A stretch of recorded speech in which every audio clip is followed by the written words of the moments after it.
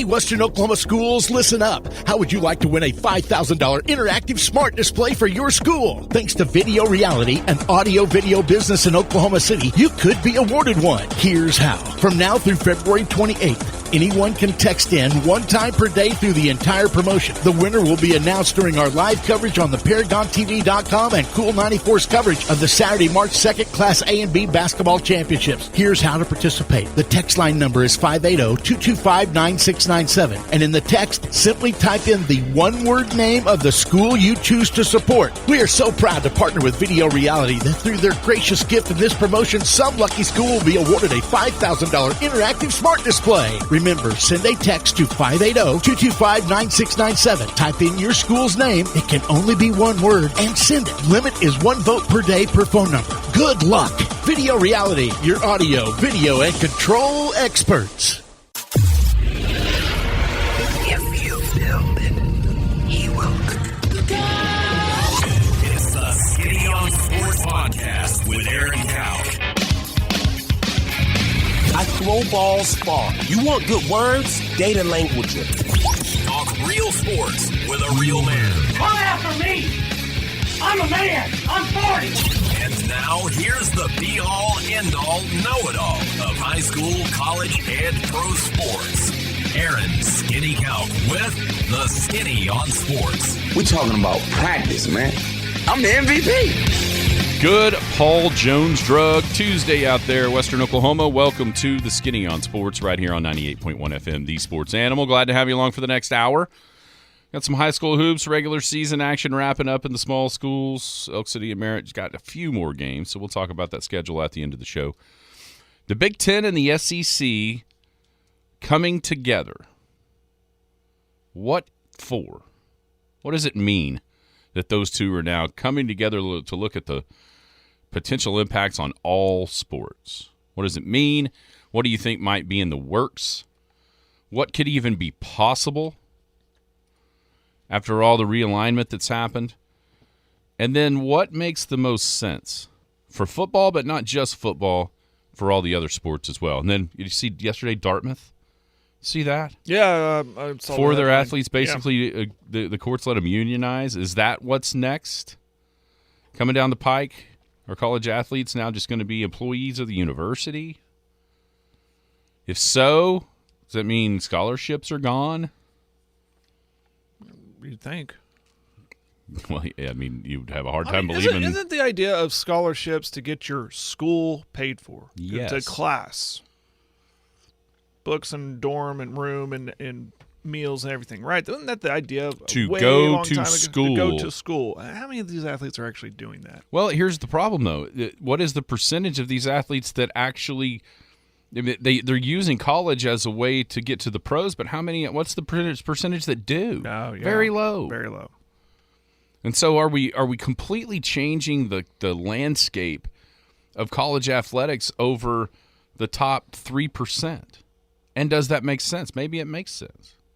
But it seems like we're heading down this road to make college football the same as the NFL. I didn't get a chance to read it. I saw it this morning. Outkick, Clay Travis and that group. There's an article, the 7 issues for college football. And I can't wait to read it because I guarantee a lot of it goes into what the Big Ten and the SEC are talking about doing. So maybe that's something we can both read and then kind of hash that out tomorrow. Man, the Super Bowl, distractions galore just on a normal year, right? Well, I mean, it is Vegas.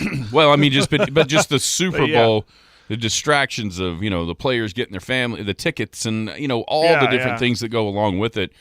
And those are being added too. San Francisco doesn't feel like they're in the right mindset. Griping about this, griping about that, still griping about calls that happened the last time these two teams played in the Super Bowl. Do you see what they're griping about? The field. I saw that they're griping about where they're practicing at. Yeah. And there's protocols in place from the NFL. This isn't the NFL helping the Chiefs as much as I think it'd be funny for that conspiracy to be fed. It's not. The Raiders are hosting, so the AFC team uses their facility. That's the way it's always. A year ago, it was the other way around. Right. The Eagles, where was it? Do you remember? A year ago? Where the Super Bowl was? Was it in San Francisco? No.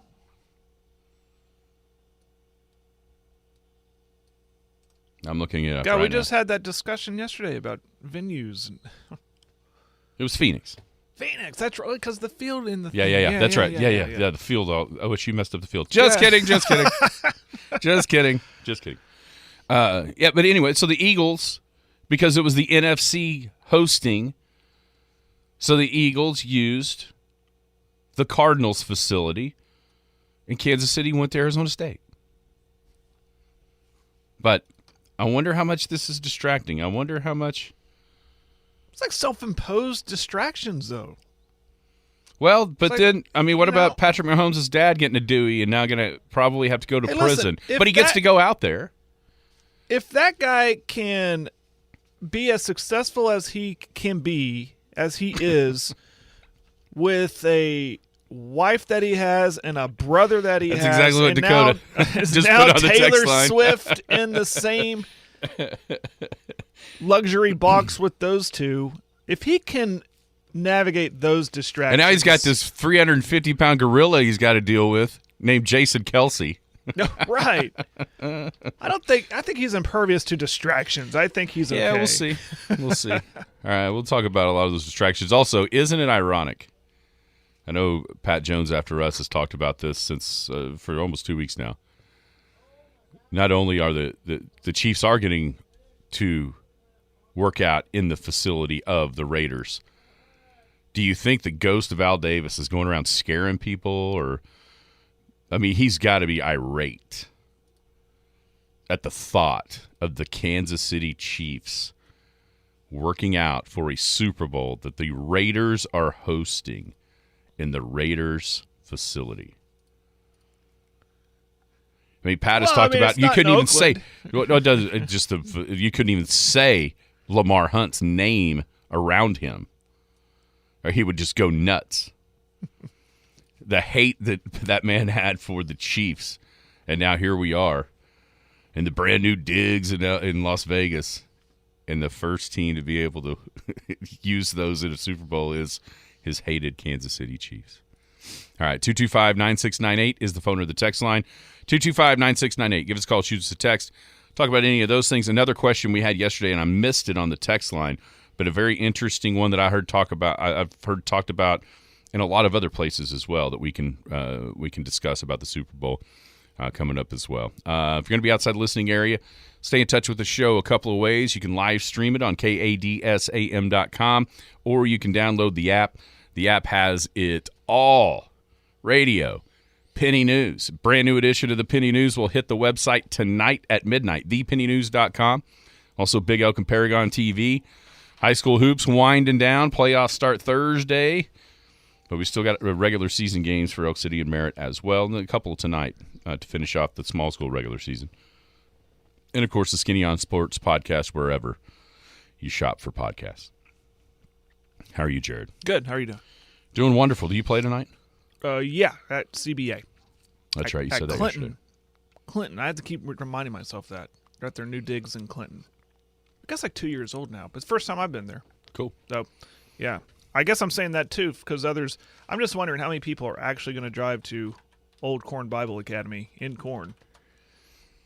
Well, So they're knocking going to miss. on the door. So, it's in Clinton. Hello. It's in Clinton, south side of Clinton. But, no, that's tonight, yeah. Then they're done. They're wrapped up. Man, everybody plays. Yeah, I think so. I'm actually surprised by that. Yeah? Yeah, a little bit. Thought you might. But, it's that rust versus rest conversation. Yep. This is the routine that everybody's been in for 3 months now. Playing Tuesday and then playing Friday or Saturday, so I guess that makes sense. But yeah, it's a full slate of games online tonight on Paragon TV, and the Big Elks go down to Duncan, longest trip of the year, down to play the Demons and the Lady Demons, so that'll be fun. First thing I looked for when I went to Dunkin' that one time was if they, in fact, have a Dunkin' Donuts. And they do. Oh, that makes sense. I wonder if they spell it different. But it is, I don't know.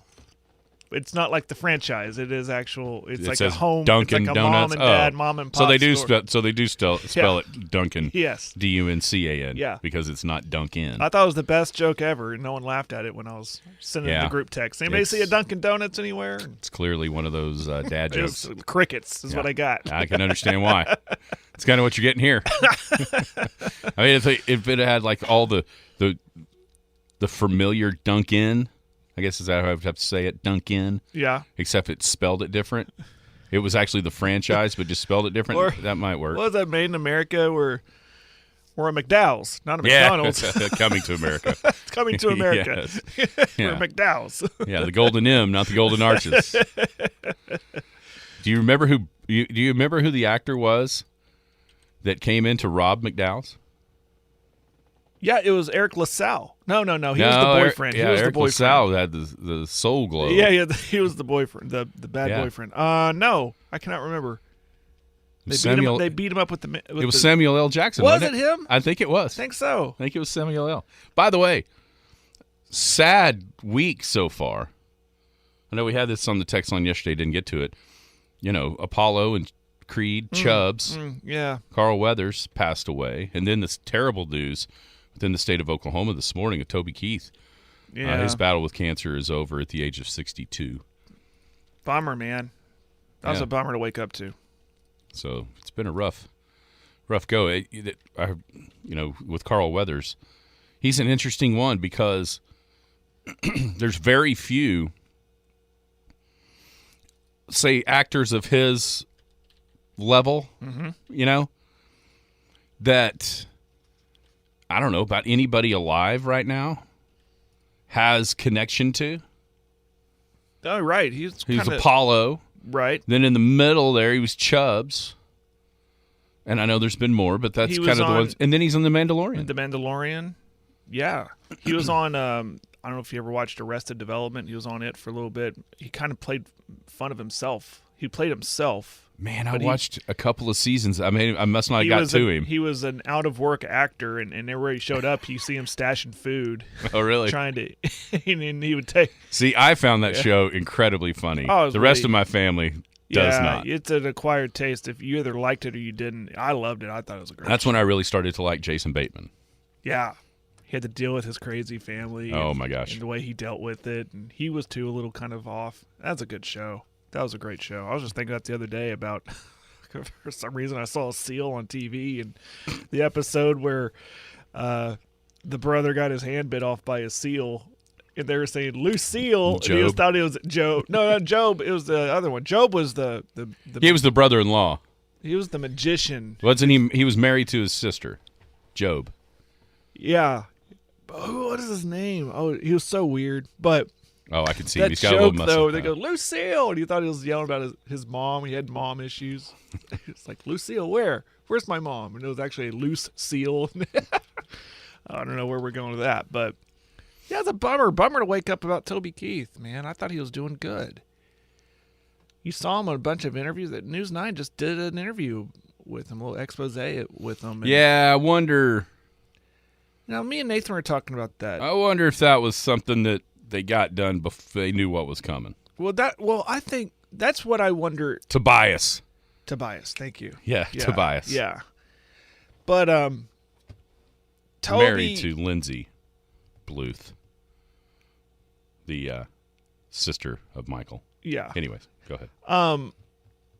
I thought Toby Keith, I think maybe he knew his time was coming, and so he was doing all these interviews, yeah, that's what I mean. and that was, his way of, this is how I... almost like his eulogy. In a way, yeah. Mm-hmm. So he could tell his story. But sad deal. I was just looking through his music catalog, and you forget how many fun tunes he put out. He was country through and through, American through and through, and he'll be missed, man. Yeah, he was kind of almost 2 or 3 different like seasons of his career. He started out like should have been a cowboy guy. Yeah. And then he went and then he was like patriotic, around 9/11 and all that. Yeah. Yeah, and then he became like the fun-loving the fun songs. I love this bar. Yeah, and Red Solo Cup. Just I'm not as good as I once was. That was a fun song. Right. Yeah, and of course, every OU game you turned on, every football game, you're going to see him. Yeah, he did that. He did that interview in December that just aired. Oh, really? Yeah. Yeah. But anyhow, yeah, it's sad. I did see. I think it was Eddie Radosevich on Twitter that said a great tribute to him would be all beverages sold inside the LNC tonight be poured into red Solo cups. That would be cool. I think that'd be a pretty cool deal to celebrate. Very cool. What Toby Keith was. I got to see him when it was back in October. We went and saw Jason Aldean in concert. It was during our not bye week, our fall break week. So it fell on that Friday. I said, "Hey, Allie, let's go. I got that Friday off." So we went to that, and he brought out Toby Keith to sing "Should Have Been a Cowboy," and that was cool. And dude, I found myself like with a tear in my eye because I thought this is probably the only time I'm going to see this guy. Yeah, unless he makes a dramatic turnaround and goes on tour or something. I've always wanted to see Toby Keith in a concert. He put on some fun ones, from what I was told. But to see him, and he sounded great, looked great up there, strumming the guitar, sang that classic song. Everybody in the arena was singing along with them, and it was probably the loudest the arena got all night. No offense to Jason Aldean, put on a great show, but when your homeboy comes onto the stage, and it's Toby Keith, the people respected it. It was really cool. It was a cool moment. So I'm glad I was able to see that, but sad he's gone, man. Bummer. It is, no doubt about it. No doubt about it. See, talking about his patriotism, Coach Green from here in Elk City just tweeted out, only show I've ever been to is at Kandahar Airfield in Afghanistan. Yeah. When he was over there serving the country. He did a lot. Yeah, he did a lot of those, what do they call them, USAO shows. And he respected our vets. 2 hours. Played for 2 hours in the hot and dust of Afghanistan. It's crazy. Yeah. All right, Super Bowl distractions. You and Dakota neither believe that Patrick Mahomes' dad getting a DUI is going to distract him. It's not his first, and he's going to have to go to jail, it looks like, because of the repeat nature of this, but he will be able to be there. So, I mean, maybe it doesn't distract him, and y'all are right. I mean, his wife and brother have been enough of a distraction, you would think. So if he can handle that, he can handle anything. But there's just a lot going on. There's a lot. It's crazy because there's just a lot going on around the Chiefs.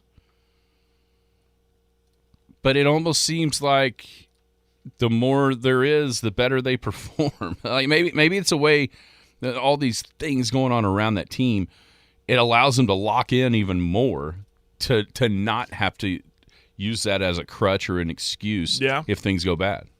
There's you can be distracted.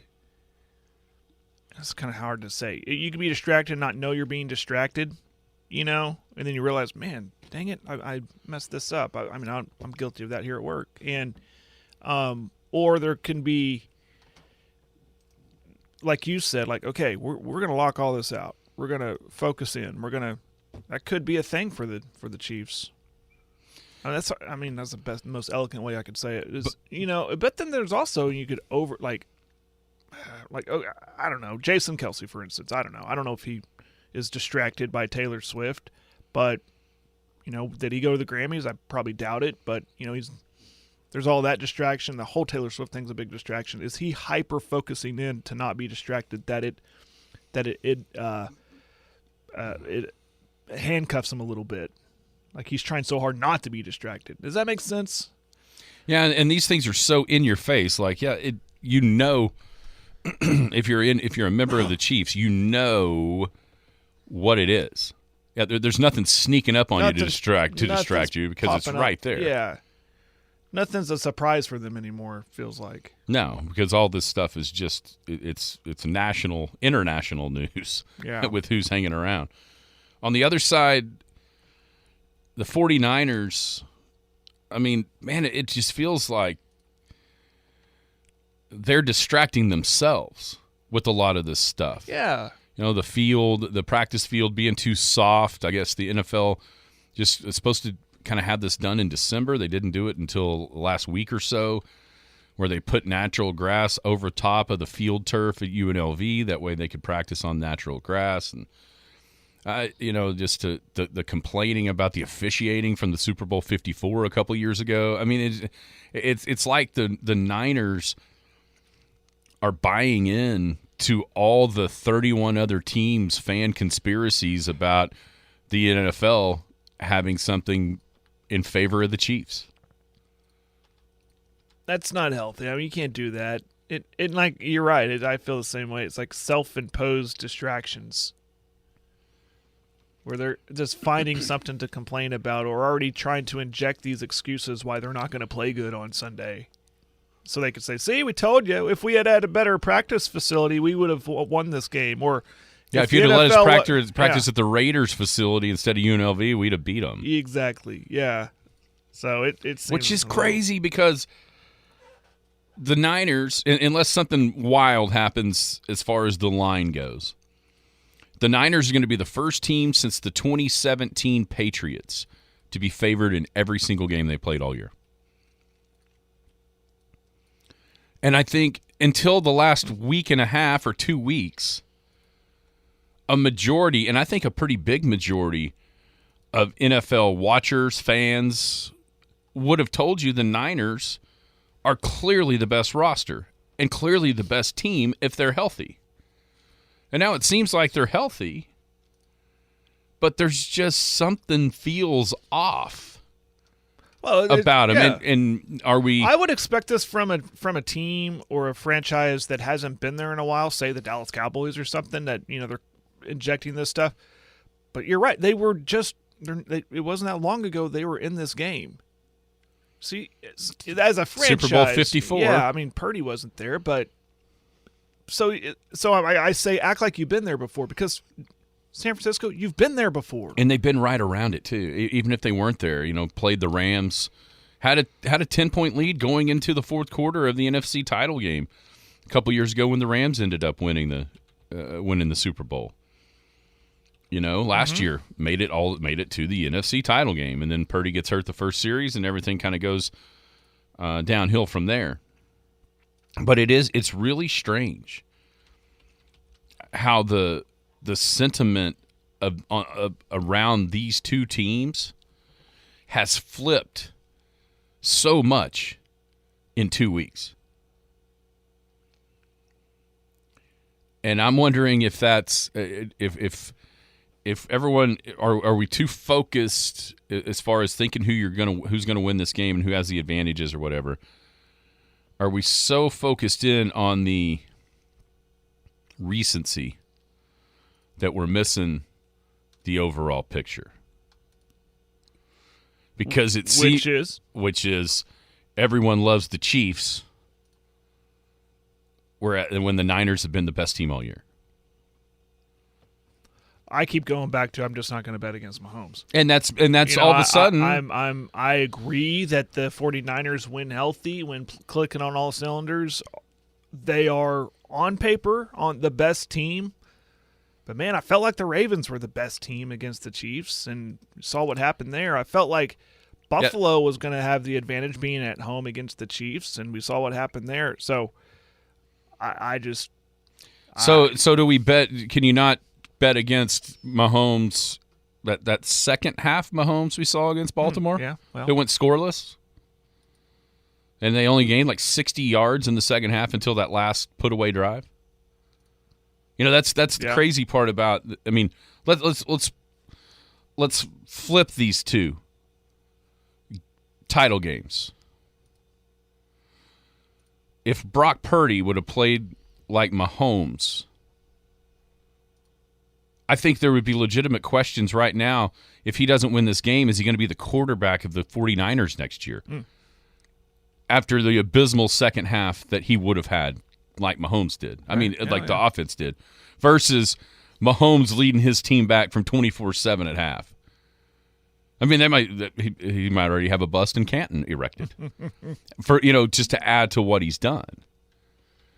But I'm still seeing, I even saw yesterday Colin Cowherd still asking the question,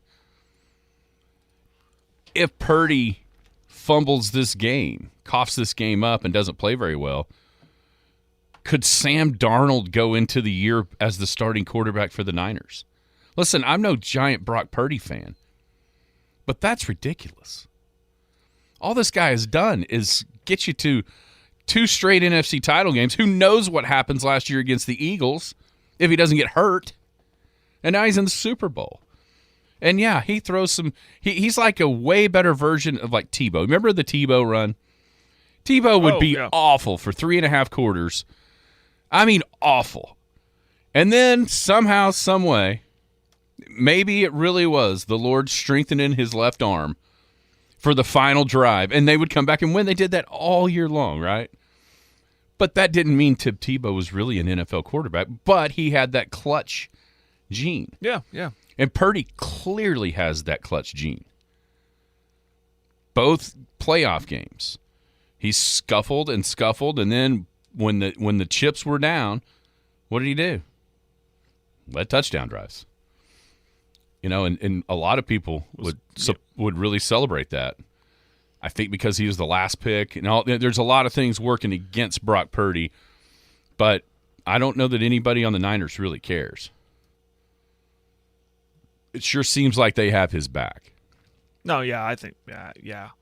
So to answer your question, if he comes out, I don't want to say lay an egg, but what if he plays good and doesn't win? Well, if he plays good and doesn't win, here's what happens. You go, dang, Mahomes. Exactly. You just go, golly, Mahomes. But those talking heads will go, see, if they didn't have the last pick of the draft, if they had even a second-round guy, they probably would have won that game, blah, blah, blah. So this is interesting. I was looking for the game time last night, coming up on Sunday. Mm-hmm. And I found the game time, and I kind of clicked on it to make sure it was Central Time, and I think it is. I hate that. I think it's 5:30 Central. It's what I think it's kind of been the last few years. Yeah, I always have my mind trained that it's going to be like a later kickoff time, which I'm kind of glad it is at 5:30. It's not a late. Well, night. You can always get in an hour episode of some show after it's over, like NCIS or whatever. Yeah, or kick people out of your house. Takes a little bit. Yes. Oh. Come on, and then you got to clean the house up. We've got kids coming. We're going to Super Bowl / kind of birthday party for Compton. We're having people, but I'm not so, sure who. Okay, but I clicked on this, and it basically what it has is just total stats for both teams, team stats. Mm-hmm. And so I started looking through here, and then I see some individual stats. Do you realize Brock Purdy has thrown for 97 more yards this year than Patrick Mahomes? And, I mean, okay, 97 yards, that's not a huge difference, right? Here's where the huge difference comes in. He did it on 153 less attempts and 93 less completions. Purdy completed 308 of his 444 for 4,280 yards. Mahomes completed 401 of his 597 for 4,183. That's a huge difference. There's a lot to break down there because the knock on Kansas City's offense was the wide receivers dropping a bunch of passes and stuff like that, which is actually pretty impressive that they're in this game despite all of that, those issues that they had, which I think they've kind of shored up a little bit. And where was I going? And does it also show you that the personnel around Purdy is better than what it is around Mahomes? It could. It very well we could. can really. I mean, I know it's Tuesday, but we can break down position by position. But he threw for 31 touchdowns. Mahomes threw 27. He threw 11 interceptions. Mahomes threw 14. I mean, it's. I understand why everybody thinks this is a massive advantage for the Chiefs at that position. I totally understand it. And I'm not going to necessarily disagree with it. But the stats tell a little bit of a different story. At least the stats tell you that Purdy deserves to be in the game. Here's one stat that hasn't changed from the regular season for Kansas City through the playoffs. And that is they are a horrific second half offense. They averaged scoring a tick over 7 points a game in the regular season after halftime. In the playoffs, they've gone 10-14-0. So they've stayed right on that, just a hair over 7 per half. That's something to think about. Yes, it is. Yeah. And guess who's the number 1 second half offense in the league? Would that be the San Francisco here? 49ers. Yeah. So maybe an early lean from me. Last question about the Super Bowl for today. Came on the text line yesterday and I missed it. And I think this is a fascinating question. Is there a chance, depending on how this goes, that we see Vegas be the permanent Super Bowl host? Because of everything that it has. Everything we talked about yesterday, with as far as the destination city, the weather, the things around it, it's Vegas is the perfect spot, right? Is there a chance it becomes the permanent location? Well, I agree that would be kind of cool, and you could always have the marketability of it all, the road to Vegas, weekend in Vegas. Let's get, all that stuff. I say no because I think other cities and owners, Jerry Jones and others would raise high hell to go. No. You have to spread the wealth here. Okay, do we know how the revenue is split? Not a clue. I mean, does it matter where it's at? Do they all share? Well, I mean, are hotels sharing the revenue with other hotels? Oh, well, no, but that doesn't have anything to do with the restaurants. Teams. That's more of a city issue. That's what I'm saying. That I get that these the owners are trying to protect their cities, and they would raise a ruckus about it. Yeah, but okay, that's I don't disagree with what you're saying, but let's also be honest that 20 of the 30 are never going to have it anyway. You know what I'm saying? Yeah. I mean, we went down that list. Yeah, I mean, yeah, you're right. Green Bay's not hosting a Super Bowl. Green Bay, Chicago, New England, Baltimore.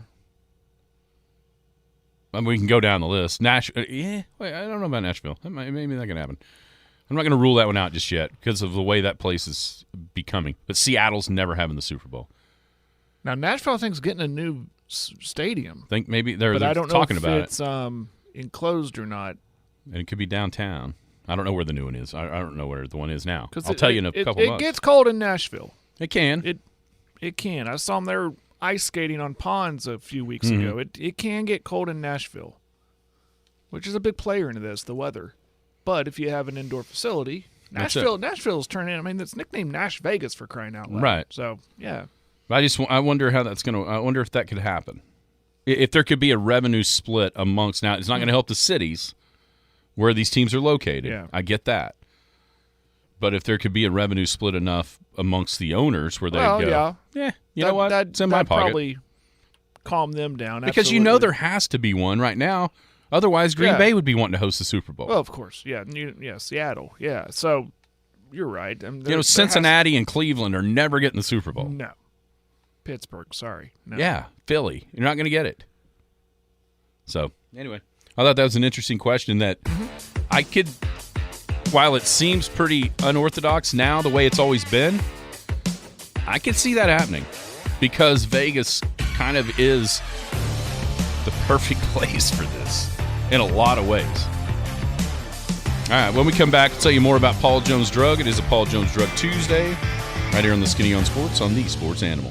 Paul Jones Drug is Elk City's most experienced compounding pharmacy, meaning they can custom make your prescription medications to your doctor's specifications, safely and effectively providing you with exactly what you need. And for your convenience, Paul Jones Drug has a drive-through pickup window as well as curbside service for testing and vaccinations and offers free local delivery. Just a couple reasons you should choose Paul Jones Drug, 809 North Main Street in Elk City. I'm Rodney Skinner with Paul Jones Drug, and I promise we provide care you can trust. The Skinny on Sports. What in the wide, wide world of sports is going on here? Welcome back. Skinny on Sports, 98.1 FM, the sports animal. Hanging out on a Paul Jones Drug Tuesday. Thank you to Rodney Skinner and all the gang down at Paul Jones Drug. 809 North Main. Paul Jones Drug is care you can trust. They are the oldest compounding pharmacy in Elk City with free local delivery, drive-through, pickup, curbside testing and vaccinations, and, of course, the blister packs, which is their long-term care unit packaging. Give them a call, 580-225-2121. Paul Jones Drug is care you can trust. All right, Jared, over the weekend or at the end of last week, the Big 12 or the Big 10 and SEC kind of announced, I don't even know what you call this, like a research group or almost not. I would stop short of alliance because I don't know what they're aligning with, but it does appear that there's going to be some sort of studying from all different aspects of the direction that college athletics is headed. And so just when you saw this come out, what was kind of your first reaction? Like, what does this even mean? Well, my first reaction on this it could be much to do about nothing, but because of when the news broke that the SEC was expanding and the ACC, what was that? Remember that, the ACC and... Well, around COVID, the ACC, Big Ten, and Pac-10 formed an alliance. They did this kumbaya type thing that, what was that about? What came out of that? The Big Ten screwing them and taking 4 teams, essentially killing the Pac-12. Yeah. So that's where I was like, I think the idea originally was to keep football from being played in a lot of ways. And then as the SEC and the Big 12 decided they were going to play, then it was, okay, how do we keep the SEC from being the controlling interest of everything? Right. This, I don't know if it's too early to say what's going to happen, but I think it's, and I've seen some speculation like this could be the start of those two conferences splitting away from the NCAA and having their own affiliate, their own organizational playoff and their own national champion. Football. In football, yes, in football. So that could be the start of it. That could be a date you circle and go, that's when it happened. That's when, next thing we knew, we were talking about them splitting away from the NCAA. And does that mean, I think it was Clay Travis who put a tweet out there saying, all right, just do it. We're just go, it'd be like the NFC and the AFC. Mm-hmm. You got your champion of the SEC, you take on the champ of the Big Ten, and that's your national. And a lot of people would probably not argue, go, yeah, that's probably going to be your national title contender anyway. So just split away from the NCAA and do it. It's like a mini version of the NFL. And it does seem like that's where we're headed. Where I mean is football, college football being a totally different entity outside of NCAA control. And a big reason why is because the NCAA doesn't really have control over what's happening in college football.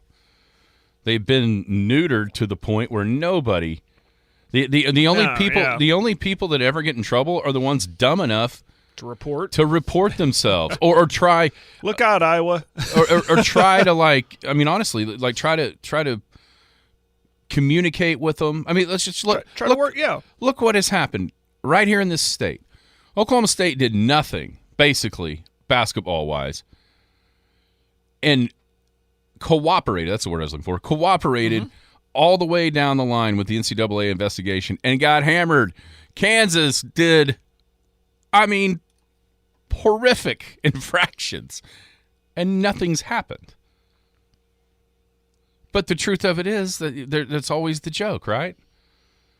When, look out, whoever, if Kansas basketball, yeah, look out, Wichita State or, whoever else is around there, because they're not going to punish the geese that are laying the golden egg. And for the NCAA as an organization, that golden egg is the men's basketball tournament.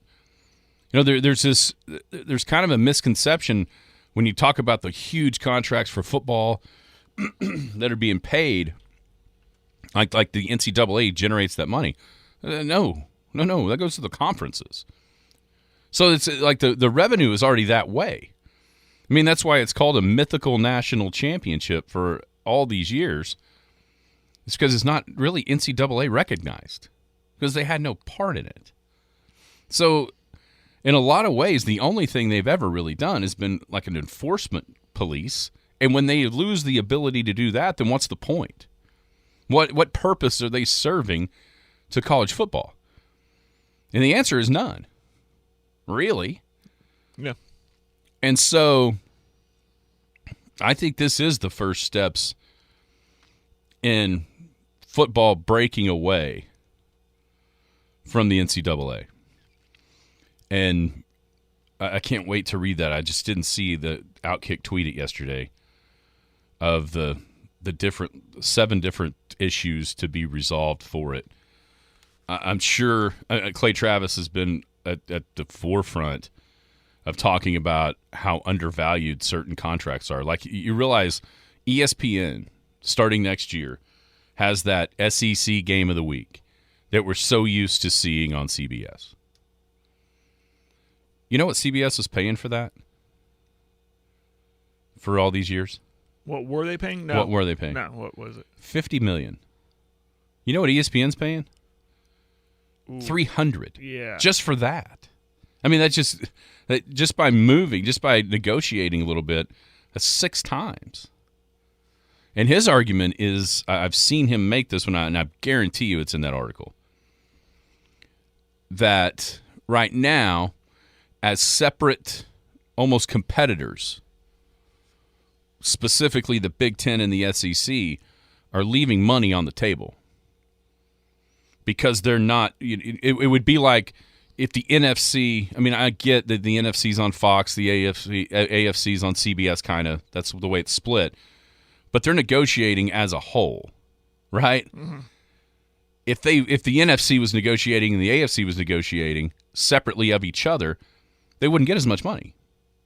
And that's kind of what's happening to college football here with the Big Ten and the SEC. If they went to if they partnered and went together in these negotiations, which also then goes along with the playoff, all that stuff, the money that can be generated is higher than what they're currently receiving. And for the longest time, those two kind of butting heads, it felt like a competition, right? Yeah. And maybe they've figured that out. Like, wait a minute, we got a new playoff system coming. Why aren't we pitting these organizations against each other in bidding wars instead of letting them be happy that they got us and they got you? I guarantee you that's part of it because he's talked about that for a long time. I don't know what the other 6 are, but I promise you that's one of them. So here's a couple of questions I would have. What does this mean for the ACC and the Big 12? Yeah. They might be in a holding pattern right now, but they better get along to get along. Or they're kind of waiting to see, well, what happens here? What are they going to do? And then they're going to have to react to it. Yeah, but the problem for them is going to be obviously the clout of those other two. Like, you can't have. How do you put this? No one's going to care who wins the ACC Big 12 national title. No. And so at that point is the goal, and maybe the Big 10 and the SEC agree with this anyway, to expand out and kind of envelop all of those squads to make it the AFC and the NFC. Mm. And so then, after all of this wrangling and moving around and everything that's happened in college athletics, does sanity prevail and we kind of end up back where we were with like the regional matchups in 2 huge conferences? You know what I'm saying? Yeah. Do we end up back with kind of, it's just the Big Ten and the SEC instead of the Big Ten, the SEC, the Big 12, the Pac-12, and the ACC. We end up where we were anyway. And you have like divisions in each conference. You got your North Division, your South Division, your East, your West, Northwest, whatever. Yeah, and you have 8. I mean, here we play are in the North Division of the Big Ten. You're the division champs, and here we are back to what I've talked about. Just a model regulation, or what? No, eight team divisions. Yeah. And whoever wins the divisions, here comes your playoff. Right. As an 8-team playoff, because I think people think that 12 is too many anyway. And now you're back at 8. Now we don't have to kick the relegation in just yet, if we don't want to get other teams up. And you want to? I want to bad, but I don't. That may be a bridge too far here to start. But I just wonder. I mean, I wonder how the SEC and the Big Ten view the ACC and the Big 12 as competitors or as future members once they get everything put in place. I think it comes down to value too. I mean, if they don't see any value in them. Yeah, I don't think that matters at this point when you're one entity, because you're not teams aren't being judged on an individual basis because everybody's on the same team. See what I'm saying? Mm-hmm. At that point, that's kind of the beauty of it in a lot of ways, I think, because then you're negotiating as college football, not as the Big 12 without OU and Texas, or with. You know what I'm saying? Mm-hmm. Everybody is negotiating in the same boat with the different networks, because you're literally kind of one thing. And then, of course, just like the NFL, I'm sure that, say, ESPN would have, like they do now, like the SEC would be the ESPN channels, and Fox and the rest. You know what I mean? Just like Fox and CBS are now, and then you farm a game out. I mean, we're already starting to play games throughout the week. Do we end up with – you don't want to compete. You're not trying to compete with the NFL, which means what? To me, that means Friday night. Do you have a Friday night marquee match? We've already seen it in the Big 12 schedule. Yeah. With Fridays becoming more of a thing. Is that the night that maybe college football tries to take over in the way that the NFL did Monday night? I don't know. But there's a lot of different things that can happen with these two talking. And especially if they'll decide to be teammates instead of adversaries. Now, timeline-wise, I don't know how long this... everybody's just kind of done their new deals. So this could be a ways off from actually happening. But I think the talks and the negotiations have to start right now to get all your ducks in the row to be able to get this done. And then, of course, the other thing, that's just the revenue side of it. But the other thing that's really enticing, I think, to college football fans is the ability to then regulate what the hell is going on. With the NIL. With the NIL, portal, with the portal, with signing day, with all that. I think that's another a really big deal that I think at least these commissioners and maybe even the presidents, whatever, are starting to realize how hard it is and how far away we're getting from what college football is and was, and what made it so great. Yeah. There's a lot there, but I think it's for me, just on the surface, it sure seems like a really good first step that at least they're talking about this stuff. And being able to implement it's another thing, but I think this is an encouraging step for college football, and then the rest of the athletics kind of go back to what they were, which would be just you've got. I mean, this is for football, But there's no reason for, Oklahoma in tennis to be going to Georgia, then Florida, when they can just go to Stillwater and Fort Worth. You know what I mean? Yeah. It just doesn't make financial sense. And Scott was in here on Friday with those numbers about how much money is generated. Yeah, that's where money is. But a bunch of it just goes away, yeah. and that's only gonna increase with the travel cost. I mean, think about Stanford plays all kinds of sports. They're going to fly to North Carolina? You know what I mean? Yeah. I mean, that is a burden financially. So, And I don't know. I know Stanford probably cost an arm and a leg to get into. yeah. Being the Harvard of the West, but I don't know how much sports boosters they have to support that like other prominent athletic institutions have. Right? Yeah, I mean, absolutely. the only boosters they're getting is for their science labs and research facilities, academics. And then this doesn't separate the haves and have-nots from an athletic department standpoint because everybody's splitting, right?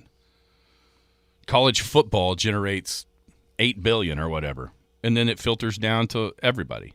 Yeah. Some of the teams may not like it, but I feels like that's where we're headed. Yeah. And that may be because of that revenue loss. Maybe that's where the ACC and Big 12 are just kind of stuck. Or some of the teams are. They're kind of in this purgatory. Because I don't think, what do you have, 14 in the SEC right now, or 16? Is it 16? It is 16. Is it? 16 and 16 in the Big 12, 10, 18 in the Big. You've got to have more than, say, 35 teams competing for a football national championship. So maybe it doesn't stick everybody on the outside looking in. Paul Jones Drug offers a free service that makes taking your daily medications safe and easy. It's called convenience packaging, meaning they can combine all your daily medications and put them in sealed, separate daily packages. This process replaces you from having to fill your daily medication dispenser. And as always, Paul Jones Drug prepares individual blister packaging for long-term care patients. With their drive-through window, curbside service, and free local delivery, it's just more reasons you should choose Paul Jones Drug, 809 North Main Street, Milk City. I'm Rodney Skinner with Paul Jones Drug, and I promise we provide care you can trust. The Skinny on Sports.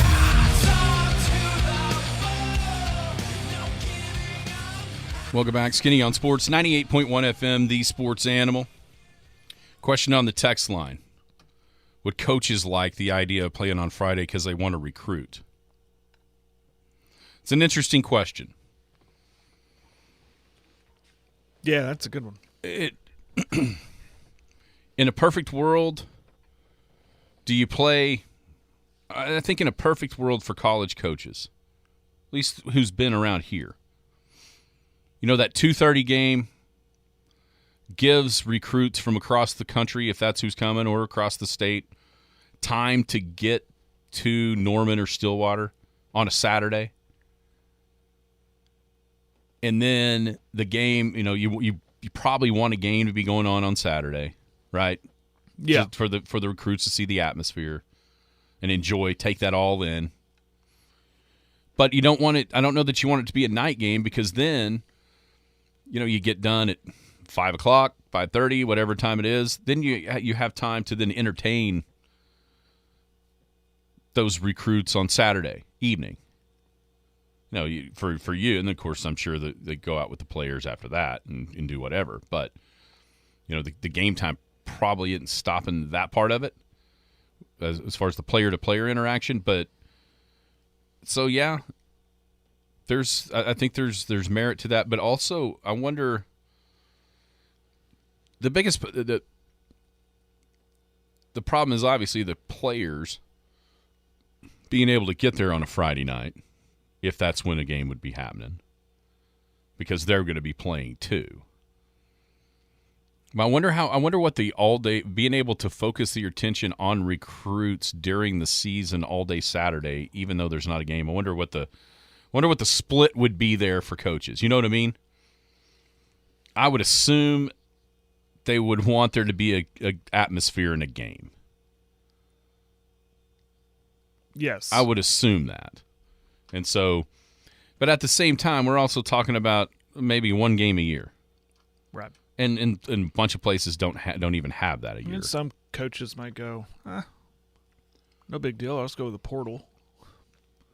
But, after putting thought into it of why recruiting still matters, and I know you believe it does, and I'm on the fence of does it or doesn't it. I think it does where you get those guys on campus to experience that atmosphere and show them your facilities and all of that. Then, they go and they sign with somebody else. Well, you don't give up on them because they might enter the portal and they remember that time they came to that campus, came to that college atmosphere. Go, I remember that. Now I got a chance to go back there. Finishing second on a recruit has never been so important. Right. If you don't believe me, look at Ohio State and Caleb Downs. Yeah. Yes. They got a guaranteed All-American 2-year starter at safety from Alabama because they finished second. They were his next choice. And I'm sure they paid out the walls. Man, did you see the gift that Mizzou got? Financial gift? I did, yeah. $62 million. I did. Anybody wondering why Mizzou all of a sudden has been able to get a bunch of these guys? Money. There you go. Shouldn't be long before Ole Miss is announcing they have a huge, but that's the problem is that can't happen every year. And that's where I think, for me at least, that's where the portal and that NIL money is so overblown. Yeah, it'll happen once, but it can't continue to happen. Or at least it doesn't appear that it can. And so, in a lot of ways, now these guys are coming through the portal and not through high school recruiting. That's one difference in this. But, we all saw 2 years ago, the 2022 class that Texas A&M signed was, by a lot of people's estimation, the greatest high school recruiting class of all time. And 2 years later, how many are left? Right. Now maybe that's the adjustment that some of these places have made to give money for 2-year commitments with people out of the portal as opposed to trying to get them for 4. That makes sense? Mm-hmm. And that could be the case in some ways too. Oh, hey. We got to give a shout out. Courtesy of the text line, we appreciate somebody letting us know this. What's up? Braxton Robertson. Remember Braxton? Of course. Linebacker, Big Elks. Ended up being the kicker. We didn't even know he had one. Turned out he was a good one at it. So Braxton Robertson, this is clearly wrestling, going for his 100th career win. Oh, very good. Cool. 100th career win. He's undefeated, 24-0 this year in his weight class. So a big-time congrats to Big Elk senior Braxton Robertson. Looking for his 100th career win on the wrestling mat. I can tell you this, Jared. I don't know a ton about wrestling. But just watching him play football, he would be one of the last guys that I would ever think, what would be fun? Wrestling Braxton Robertson. Let's try that out. Yeah. I don't think that'd be very much fun. He's a guy you're glad he's on your side. That is correct. Yeah. That is correct. And I don't think anybody want to see me in a onesie anyhow, if we're being honest. Hey, it's a Paul Jones Drug Tuesday. We're wrapping it up. Rodney and the gang at Paul Jones. Convenience packaging. They individually package your daily medication. You don't have to get out your pill caddy and fill that puppy up and make sure you got it right. They do it for you. Walkers, canes, and crutches, that is their durable medical equipment. They accept most insurances, but also they've got some cool gifts and greeting cards down there, too. 809 North Main, Paul Jones Drug. Is care you can trust. Final thing, Tucker Family Beef 8 for State. I have a post, once again, on the Skinny on Sports Facebook page. comment, send us text messages, 225-9698. You can send them to me. You can send them to Jared. We'll compile them all.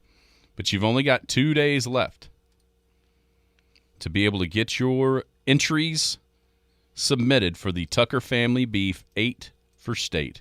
Class A and B, girls and boys. That's first for your first step is to pick the 8 teams you think will make the state tournament from Class A and B, boys and girls. And, oh, by the way, our man Monty has helped it out. I couldn't figure out how to do this morning from my phone. But Monty has even made it easier for you by putting a link on. He shared my post with a link to the brackets. Oh, awesome. Yes, I Yeah, couldn't. that helps out. I was trying to figure out how to do Yeah. that, and I could not figure it out this morning. But I wanted to get it back out there on the socials that, it's time to get your entry in. And Monty did. He figured it out all by himself. He's more technical than me by obvious. So get him in. 2 more days. His playoffs start on Thursday. I've been asked to remind via the text line, too. Corn Bible Academy is in Clinton. Corn Bible Academy Just like is I in Clinton. said already once. Might be worth saying again. Yes, you already have. Corn And Bible by the Academy way, is in Clinton. and by the way, voting for that smart board continues. Yeah. Continues voting for the smart board video reality. You can hear the ads all through the day on all 3 of the stations connected with us, Paragon TV. Text ELK to 225-9697 if you want to vote for Elk City. Now, if you've got multiple names of your school, just text the first name. Like, for instance, I've been wondering why people were, what Western meant. Western Technology Center? That's what I thought. Nope. Western Oklahoma Christian School. Oh, yes. So, if you got 2 names, text the first one. All schools around are in the running. I actually know who's ahead. Do you know who's ahead? I do. I'm not going to say who. Why not? Maybe it'll fire up That the would others. fire up Maybe the it'll others. fire up the others. I can tell you right now, Well, I'll tell you what, Leedy is ahead. Yeah, tell you what, Hammond, your rivals are ahead of you. Leedy is ahead, and they're almost double you. Elk City, get with it. It's probably my fault because I've been forgetting to announce this on the broadcast. I think I did it once. Oh, who am I kidding? I may not have done it any. But I'll start doing that on a nightly basis to get that. It goes through until the Saturday, a small school state. That time, the winner will be announced. So text to 225-9697 the name of your school that you want to win that smart board. It's cool. If you don't know what that is, think about like when you're watching election coverage. Yeah. And they start firing through. It's like a giant iPad. Yeah, it's awesome. Yeah, you can write on it. It's all, yeah. Yeah. So That's text a very valuable tool for once a again. school. Once again, text ELK to 225-9697 if you're voting for Elk City. If you're voting for somebody else, just don't worry about texting. I'm teasing. Everybody keep going. We got over 7,000 votes so far. That number needs to be upwards of 20 by the time we're done. We got a whole month. I was impressed with some of these numbers. I can tell you this, the smaller ones are smoking the larger schools. Yes. Leady's up there, Hollis up there. Yeah, Hollis was in second. Canute right at third. Canute was third, and I think maybe Hammond fourth. Or there was a bunch. Cheyenne. I'd say there was some in there pretty close after Yeah. Canute. It dropped to where everybody was smacked in there pretty close. Yeah. Yeah, it's gonna be fun because we got about another 3 weeks of this until it shuts down at the end of the month, right? Yeah. 28th. 28th, is that the last day? They said 28th, but they have 29 days this month. But it says on their live read 28th. Okay. We'll have to get some clarification on that. I'm sure. 28th, and then we'll announce it, March 2nd? Yeah. Saturday, March 2nd at Yeah. the Big House during the broadcast of the Class A and B state finals. All right. Everybody have a wonderful Tuesday. Check out Paragon TV for the schedule tonight. It's a full slate of games all across big schools, large schools, Big Elk TV for Elk City down at Duncan. Canute, Carl Albert, Arnett at Eric, Cheyenne and Raiden at Sweetwater, Cordell goes to Hollis, Hammond heads to Vicey, Hobart's at Merritt, Arapahoe Butler goes to Leedy. That is your full schedule tonight. Paragon TV, 6:30 girls, 8 o'clock for the boys. Big Elk's the same way. You've been listening to the Skinny on Sports podcast with Aaron Cow. Be sure to hit that subscribe button to get alerts of when the latest podcast is available. Thanks for listening. That ball is blistered to right. Way back. Goodbye. Tuesday, February 13th is the school investment election. The plan provides local students and the Canute community with a renovated gymnasium, including new flooring, new stands, new scoreboard, updated restrooms, accessibility improvements, and more. The plan also includes upgrades to the school's science lab to promote more hands-on learning and experiments. Polls will be open from 7 a.m. till 7 p.m. Please take time to vote on this important election, because your voice and your vote matter.